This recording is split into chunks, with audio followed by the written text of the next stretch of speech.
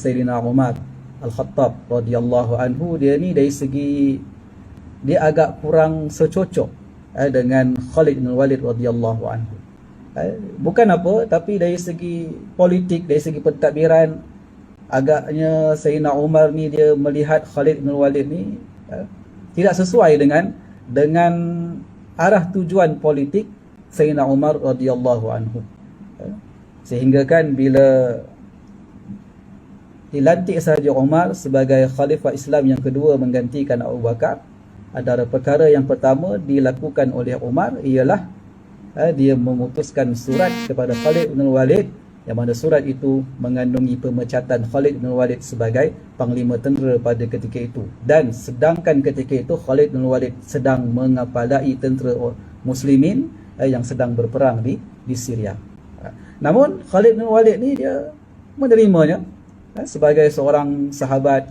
Dia berlapang dada menerima keputusan Sayyidina Umar, yang mana pada ketika itu Sayyidina Umar telah melantik orang lain, iaitu Abu Ubaidah Al-Jarrah sebagai panglima perang pada ketika itu.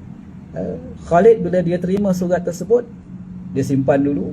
Dah selesai perang, dia kumpulkan semua tentera dia dan dia mengatakan bahawa Khalifah Islam yang baru, iaitu Umar Al-Khattab, telah memberikan tugas ketua angkatan tentera ini kepada Abu Ubaidah Al-Jarrah.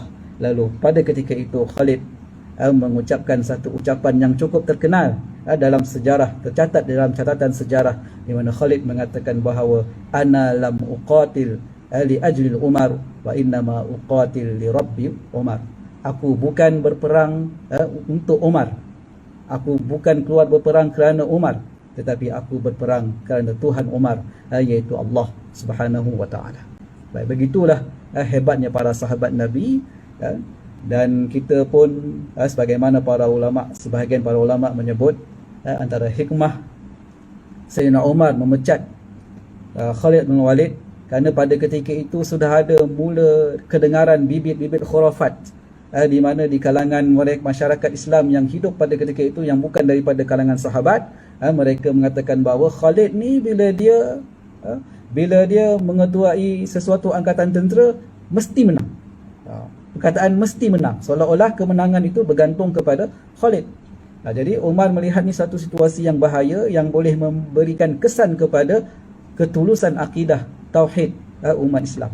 Bahkan ada pula yang menyebut bahawa dalam kalangan masyarakat yang bukan daripada kalangan sahabat ini, mereka mengatakan bahawa Khalid ni digelar sebagai Saifullah, sebagai pedang Allah, kerana dia menerima pedang daripada langit. Ni maknanya bibit-bibit khurafat tu sudah mula muncul. Jadi kita pada zaman ni sepatutnya ambil iktibar daripada contoh peristiwa-peristiwa sebagaimana yang ditunjukkan oleh Umar dalam ketegasan menjaga ketulusan akidah umat Islam, iaitu akidah yang berpaksikan tauhid kepada Allah Subhanahu wa taala.